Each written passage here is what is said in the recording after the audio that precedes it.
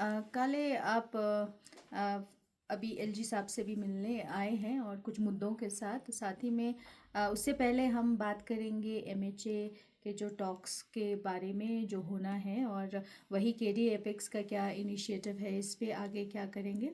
तो सवाल यही करेंगे काले, क्योंकि जिस तरह से एपेक्स और केडीए का ये टॉक्स जो जारी हैं और अभी बहुत टाइम हो गया है, एमएचए की ओर से भी बुलावा नहीं आया है, कुछ रीजंस की वजह से एक्सटेंड होते नज़र आ रहे हैं। तो कहीं ना कहीं जो आम जनता है कारगिल लेके वो काफ़ी कंफ्यूज्ड है, क्योंकि पहले भी जब आप लोग गए थे तो यही जब आप बाहर आते हैं तो यही आपने कहा है कि जो भी हुआ अच्छा रहा और जो भी हुआ अच्छी बात हुई। पर कहीं ना कहीं हम समझते हैं जो अच्छी बातचीत है वो कभी निकल के नहीं आया है, और कागज़ी तौर पे अगर हम बात करें तो कभी मतलब ऑन पेपर्स जो है मिनट्स ऑफ मीटिंग होता है या उनके वो कुछ लिखित में देते हैं, तो इस तरह की कोई चीज़ें नज़र नहीं आई।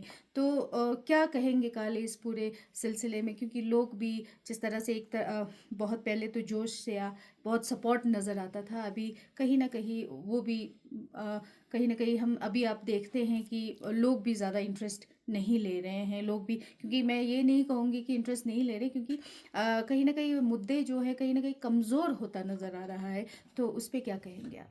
आपका सबसे पहले आप लोग तमाम लोगों का बहुत बहुत शुक्रिया। आपको मालूम है कि जब से लद्दाख को यूटी मिली उसके बाद Kargil democratic alliance apex body बना और फिर हम 4 मुद्दों पर जो स्ट्रगल कर रहे हैं, कई राउंड ऑफ टॉक्स हुए। लोगों की काफ़ी उम्मीदें थी, हमारी भी काफ़ी उम्मीदें थी। हम लोग बहुत ही ऑप्टिमिस्टिक अंदाज में, बहुत सिंसियरली और सीरियसली हम इन टॉक्स में शामिल हुए और हमेशा हमने एक पॉजिटिव नोट के साथ इस मीटिंग्स को ख़त्म किया। और हमारे साथ जो बातें अंदर होती थी उसको हमने बिल्कुल खुलूस के साथ साफ ट्रांसपेरेंट तरीके से पब्लिक के सामने रखा। बदकिस्मती ये है कि जितने भी फैसले हमारे ग्राउंड लेवल पे अभी तक हुए हैं उसमें से कोई भी अमली तौर पर हमें मैदान में नज़र नहीं आया है। एपेक्स बॉडी को भी इस चीज़ का रेजल्टमेंट है और कारगिल डेमोक्रेटिक अलायंस भी बार बार इस चीज़ का रेजल्टमेंट हम देख रहे हैं। ख़ासकर हम देख रहे हैं जो हमारे मुद्दे हैं, बिलखसूस स्टेटहुड की डिमांड हो, 6 शेड्यूल हो, या फिर हमारे अनएम्प्लॉयड यूथ्स का हो, पब्लिक सर्विस कमीशन का मुद्दा है और रिप्रेजेंटेशन का इशू है। ये वो इश्यूज़ हैं जिसके न होने की वजह से पिछले 6 साल में अब लद्दाख के लोग जो है वो बुरी तरीके से तंग आ चुके हैं। और आप देखते हैं कि जो सेंस ऑफ रिजेंटमेंट लोगों के अंदर है, ऐसा नहीं है कि नहीं है, बहुत डीपली अब ये रिजेंटमेंट बढ़ रहा है। मैं सरकार से अपील करूंगा कि बहुत हो गई बातें, बहुत डिस्कशन हुआ, बहुत डायलॉग हुआ। हम इस बार एक फैसला कुन डायलॉग के साथ जाने की कोशिश में, और ये हमारे जो सीनियर लीडर्स हैं उन सब का ये मौक़िफ़ है। और मैं उनसे भी, आपके तवस्सुत से मैं उनसे भी रिक्वेस्ट करूंगा, अपने जो साथी हैं, जो बुज़ुर्ग लोग हैं, कि हम लोगों को टाइम बातचीत बराए बातचीत नहीं होनी चाहिए। Dialogue just for dialogue, for the sake of dialogue तो नहीं होना चाहिए। एक फ्रूटफुल मीनिंगफुल डायलॉग की तरफ हमको जाना चाहिए। और ख़ासकर इस बार डोमिसाइल के मुद्दे पर, अनएम्प्लॉयमेंट के इशू पर कम से कम कुछ ठोस नतीजा बरामद होना चाहिए। बदकिस्मती से अभी तक जितनी भी बातचीत हुई है उसमें से हमने देखा है कि बहुत सारे वादे जो हमारे इंडोर हमारे साथ वादे हुए, वईद हुए, लेकिन उसके बाद जब इम्प्लीमेंट करने की बारी आई तो हमने देखा कि वो इम्प्लीमेंट होते हुए नज़र नहीं आए। तो हमारे पास फिर बचता ही क्या है, जब हम अगर मुद्दे पूरे नहीं होते, फुलफिल नहीं करते हैं, तो जो एपेक्स बॉडी के लिए मिलकर जो हमारी मेजॉरिटी जो लीडरशिप है फैसला लेगी, उस हिसाब से फिर हम आगे बढ़ेंगे। लेकिन मैं उम्मीद करूँगा, फिर भी उम्मीद पे दुनिया कायम है, तो इस मीटिंग में भी मैं उम्मीद करूँगा कि कम से कम इस बार कुछ एक प्रैक्टिकल एक सोल्यूशन निकले। कम से कम हम एक सिमत आगे बढ़ें और प्रैक्टिकली बढ़ें, सिर्फ बातचीत की हद तक ना बढ़ें, अमली तौर पर भी हमें चीज़ें देखने को मिलें। जी। क्या कुछ कहेंगे सर? जिस तरह से सुनने में ये आ रहा है कि जो मीटिंग्स हुई है उनके मिनट्स ऑफ मीटिंग जो है वो जारी नहीं किया गया अभी तक, क्या ऐसा है? बिल्कुल है, और मिनट्स ऑफ मीटिंग भी मिलना चाहिए, सरकार की तरफ से ऑफिशियल प्रेस रिलीज़ आना चाहिए, ताकि वो जो मीटिंग है वो हमें भी पता हो, मीडिया को भी पता हो, और देश के दूसरे लोगों को भी पता हो, जो हमारे जितने भी देश के नागरिक हैं उन सबको भी मालूम होना चाहिए। और ये एक कोई छुपी हुई चीज़ नहीं है। लद्दाख के लोगों ने बहुत रेजेंटमेंट देखा है जब से यूटी मिली है। लोगों में लद्दाख के एक सेक्शन में बहुत खुशी थी, एक सेक्शन में बहुत नाराज़गी थी, लेकिन अब तो सब लोग नाराज़ हैं। अब तो सब लोगों के अंदर ये सेंस ऑफ इनसिक्योरिटी है, सेंस ऑफ फ्रस्ट्रेशन है। तो इस चीज़ को दूर करना गवर्नमेंट की जिम्मेदारी है। जी। तो काले वही आपसे ये भी सवाल करेंगे, जिस तरह से केडी एपेक्स जुड़े हैं साथ जी में, जी। तो ये भी कई बार नज़र आया कि जो एपेक्स और केडी के जो लीडरशिप है वो कहीं ना कहीं कुछ इलेक्शंस आए तो उसमें वो जुड़ गई कैंपेन करने में। तो कहीं ये भी इस तरह के बातें चलती है, और ये सुनने में भी आता है कि इस तरह से कहीं ना कहीं क्या गवर्नमेंट जो एमएचए है, क्या लद्दाख के मुद्दों को सीरियसली लिया जा रहा है कि नहीं? देखिए, लद्दाख के मुद्दे को सीरियस में लेना पड़ेगा, इसलिए क्योंकि लद्दाख का मुद्दा सिर्फ लद्दाख का मुद्दा नहीं है, ये देश का मुद्दा है। लद्दाख एक सेंसिटिव रीजन का नाम है। यहाँ के लोगों के साथ जो ट्रस्ट डिफिसिट हो रहा है, जो गैप पैदा हो रहा है आवाम और हुकूमत के बीच में, जो एक तरह का गैप पैदा हो रहा है, वो मुझे नहीं लगता है कि लद्दाख के फ़ायदे में है और देश के फ़ायदे में है। तो ये जो सेंस ऑफ इनसिक्योरिटी है, ये बहुत बड़ी प्रॉब्लम है। लोगों को डिसइनफ्रेंचाइज करना, पॉलिटिकली उनको जो है वो डिसम्पावर करना, मुझे लगता है ये बहुत बुरी बात है। और ये हमारे हिंदुस्तान जैसे डेमोक्रेटिक कंट्री के लिए ये एक बहुत बड़ा धब्बा है, बिट्रेयल भी है लोगों के साथ। हमें अक्सर कहा जाता है ना कि हमने आपके यहाँ बहुत डेवलपमेंट किया, सड़कें बनाई, रोड बनाए, पुल बनाए। तो एक बार एमएचए में भी ये बात हुई, तो मैंने वहाँ एक मिसाल दी थी कि अगर आप चाइना जाएंगे तो यहाँ से ज़्यादा डेवलपमेंट मिलेगा, लेकिन चाइना और इंडिया में फ़र्क ये है कि इंडिया एक डेमोक्रेसी का भी नाम है।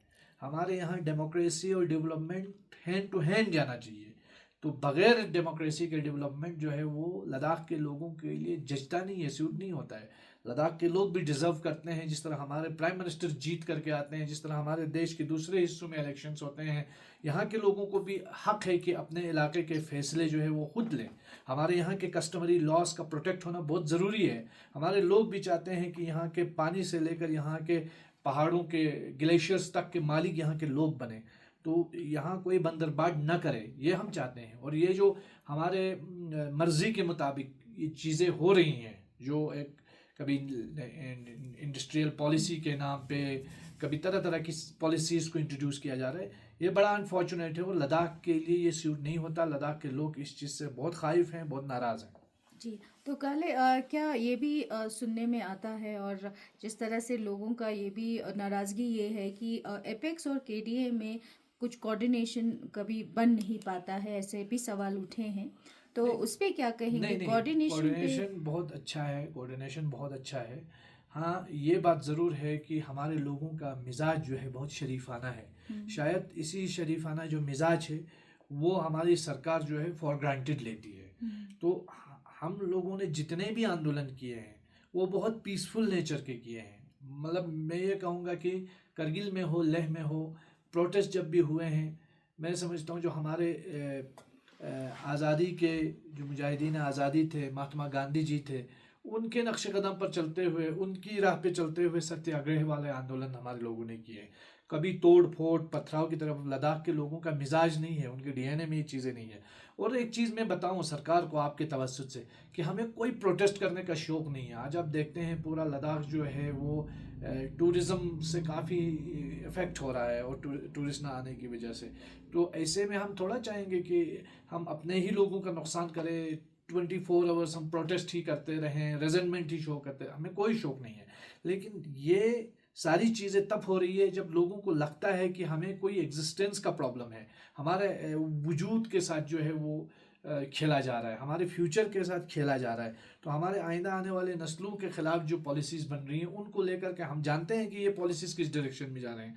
लद्दाख जो है वो 65 का या 62 का या 75 का लद्दाख नहीं है। आज जिस डगर पे लद्दाख है, लद्दाख के लोग भी सोचने, समझने और चीज़ों को अंडरस्टैंड करने की सलाहियत रखते हैं। तो सरकार को ये होश के नाखून लेने चाहिए, फॉर ग्रांटेड लद्दाखियों को नहीं लेना चाहिए। मुझे लगता है ये जो शरीफाना मिजाज है उस वजह से लोगों को लगता है कि प्रोटेस्ट नहीं कर रहे हैं।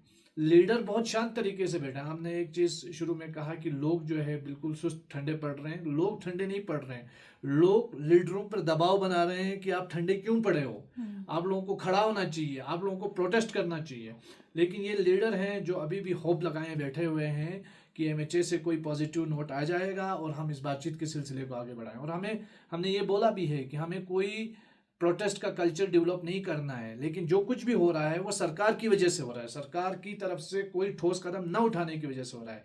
काउंसिल्स को डिसएम्पावर करके उनको साइडलाइन करके जो फैसले लिए जा रहे हैं, और ये मैं अकेला, ऐसा नहीं है कि कोई अपोजिशन के लोग बोल रहे हैं, बल्कि रूलिंग काउंसलर्स भी बोल रहे हैं और उनके स्टेटमेंट्स आपने देख लिए हैं। तो ये वो चीज़ें हैं जो सब पूरा लद्दाख फेस कर रहा है, महसूस कर रहा है। उन चीज़ों को एड्रेस करना गवर्नमेंट की जिम्मेदारी है। तो सर जिस तरह से जो मई 27 को मीटिंग होने जा रहा जी है, जी, तो उससे पहले क्या यहाँ से एपेक्स और केडीए का भी मीटिंग होगा, क्या कुछ तैयारियां करके वो जब जाएंगे? दिल्ली पहुंचेंगे तो ज़रूर बैठ के जो है बातचीत करेंगे, तो उस पर क्या लाहे अमल होगा तो वो दिल्ली क्योंकि में। अभी कहीं सुनने में भी ये आ रहा है कि लोगों का भी कि एपेक्स और केडीए का भी मीटिंग जो है बड़ा मतलब उसमें गैप रहता है, तो बड़े लंबे अरसे के बाद आपने रिसेंटली एक मीटिंग किया था, तो इस वो तरह की एक मीटिंग जो है वो दोनों के बीच में होते रहना चाहिए, तो क्या कुछ कहना? यही चीज़ है कि अभी जो रिसेंटली मीटिंग हुई है उसमें देखिए, हम जब कोई मूवमेंट चलता है तो उसमें कमी पेशियाँ रहती है, उसमें काफ़ी कमियां रहती हैं। उन चीज़ों को रिड्रेस किया गया और बहुत हद तक इन चीज़ों को बातचीत में लाया गया अभी। और ये दोनों तरफ से एपेक्स बॉडी और केडीए की तरफ से ये कहा गया कि हम आइंदा आने वाले टाइम में हर महीने की एक एक मीटिंग ज़रूर रखेंगे। तो ये मुझे उम्मीद है कि हम जब दिल्ली जाएंगे तो 27 की मीटिंग से पहले ले एपेक्स बॉडी और केडीए की मीटिंग ज़रूर होगी। जी, काले वही आपसे ये बात सवाल करेंगे क्योंकि डोमिसाइल को लेके आपकी बातचीत हुई है, जी तो नाखुश हैं लोग लद्दाख जी। के, तो उस पे क्या कहेंगे, इस पे क्या जोर दिया जाएगा एमएचए देखिए, में जब अगले एमएचए में मीटिंग? मीटिंग हुई थी तो उस वक्त भी मैंने ज़ाती तौर पर मैं अपनी बात करूंगा कि वहाँ सिक्किम मॉडल के डोमिसाइल की बात की थी कि हमारे यहाँ भी कट ऑफ डेट होना चाहिए। बदकिस्मती से एक मिसकंसेप्शन, अभी वो बातचीत ख़त्म ही नहीं हुई कि एक मिसकंसेप्शन यहाँ पे जनरेट हुआ और बाद में पता चला कि एक प्रपोजल लीक होने की वजह से लोगों को पता चला और लोगों ने होश के नाखून लिए और उसको फिर हमने स्ट्रांगली उसको ऑब्जेक्ट किया और रिविजिट करने की बात की। डोमिसाइल एक बहुत सीरियस इशू है। हमने जम्मू कश्मीर का डोमिसाइल देखा है। जम्मू कश्मीर के अंदर अभी हम देखते हैं कि एक एमएलए साहब ने, जो वहाँ पुलवामा के एक यंग एनर्जेटिक लीडर हैं वहीदुर रहमान पारा, उन्होंने आरटीआई की तो पता चला कि पिछले 2 साल में 83,000 आउटसाइडर्स को जम्मू कश्मीर का डोमिसाइल मिला है। लद्दाख को अगर इस तरह का डोमिसाइल मिलता है तो लद्दाख की डेमोग्राफी को एक बहुत बड़ा चैलेंज होगा, यहाँ की आबादी को बहुत बड़ा चैलेंज होगा। तो हम ऐसा कोई डोमिसाइल जो लद्दाख की डेमोग्राफी को कंप्रोमाइज करे, लोगों के वजूद को कंप्रोमाइज करे, वो बिल्कुल एक्सेप्टेबल नहीं है। इसीलिए एपेक्स बॉडी और केडीए ने ये फैसला किया है कि 1989 को बुनियाद बनाकर डोमिसाइल दिया जाए।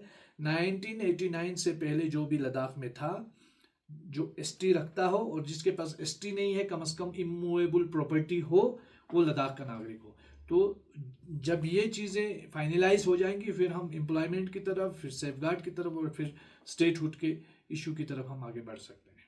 मुझे लगता है लंबी लड़ाई है, लोगों को भी ये सोचना पड़ेगा कि ये बहुत लंबी लड़ाई है, हम सब ने मिल के लड़ना है और हमें पूरे लद्दाख के लोगों को एक मुश्त होकर, एक आवाज़ होकर आगे बढ़ना है। और मुझे बहुत खुशी है कि परसों मैंने यहाँ देखा एपेक्स बॉडी की तरफ से हमारे भारतीय जनता पार्टी के जो स्टेट प्रेसिडेंट है वो भी उस मीटिंग में शामिल थे। हालांकि कुछ दिन पहले वो अमित शाह जी से मिल के आए थे, तो इससे अंदाज़ा होता है कि सरकार को कोई प्रॉब्लम नहीं है। लेकिन बदकिस्मती से ये कहूँगा, मैं ये नहीं अंडरस्टैंड कर पाया कि करगिल यूनिट क्यों केडीए के मीटिंग्स में शामिल नहीं होता है। उनको भी करगिल के केडीए के मीटिंग्स में शामिल होना चाहिए और जो रूलिंग पार्टी है उसको भी साथ लद्दाख के आम जो मास मूवमेंट है, लोगों के एस्पिरेशंस के साथ चलना चाहिए। बहुत अच्छी बात है, मैं उसको पॉजिटिव तरीके से देखता हूँ और मैं उम्मीद करूँगा कि आइंदा भी इसका कोई ये सिलसिला आगे बढ़ता रहेगा। जी, वही काले ये भी देखा जाता है कि सोनम वांगचुक जी जो हैं ना, वो केडीए के पार्ट है ना एपेक्स के, जैसे वो बताते हैं। तो कहीं ना कहीं जो बूस्टअप करते हैं या अनशन हो गया या मीटिंग्स नहीं हो रहे, तो उनका इस पे किस तरह से आप रोल देखते हैं केडीए एपेक्स को बूस्ट करने के लिए? क्योंकि देखिए, सोनम वांगचुक साहब के बारे में मैं बताऊँ कि उनका मीडिया में एक बहुत अच्छा प्रेजेंस है और वो काफ़ी लद्दाख के लोगों के लिए काम आता है और वक्तन फ़वक्तन वो लद्दाख का दर्द रखते हैं। तो यही बात है कि उन्होंने पद यात्रा किया है ना। तो मैं काफ़ी हम अप्रिशिएट करते हैं, एपेक्स बॉडी और केडीए हमेशा उनके इनिशिएटिव को सपोर्ट करता है जो भी लद्दाख के हित में हो। बट ये एक चीज़ हम बार बार बोलते हैं कि हम में कोई एक गैप या मिसकंसेप्शन नहीं होना चाहिए, और जो भी फैसले हों हमारे वो कोऑर्डिनेशन के साथ हों दोनों तरफा। एपेक्स बॉडी और कारगिल डेमोक्रेटिक अलायंस जो है वो डिसाइड करें कि प्रोटेस्ट का नेचर क्या हो, प्रोटेस्ट कब हो, और उसमें कोई भी तीसरा आदमी, चाहे सोनम वांगचुक साहब हों या हमारे लद्दाख में और भी जो एक्टिविस्ट हैं, लॉयर्स हैं, वो जुड़े। तो ये मुझे लगता है ये बहुत अच्छी डगर में हम जाएगा। और ये एक चीज़ हम सबको समझना पड़ेगा कि ये जो मूवमेंट है, ये जो आंदोलन है, ये किसी पर्टिकुलर शख्सियत का नहीं है, ना थुप्स्तान साहब का है, ना कंबर साहब का है, ना किसी और लीडर का है। ये पूरे लद्दाख का मूवमेंट है। तो हमें उसको एक मास पीपुल्स मूवमेंट के तौर पर ही लेके चलना चाहिए। जी।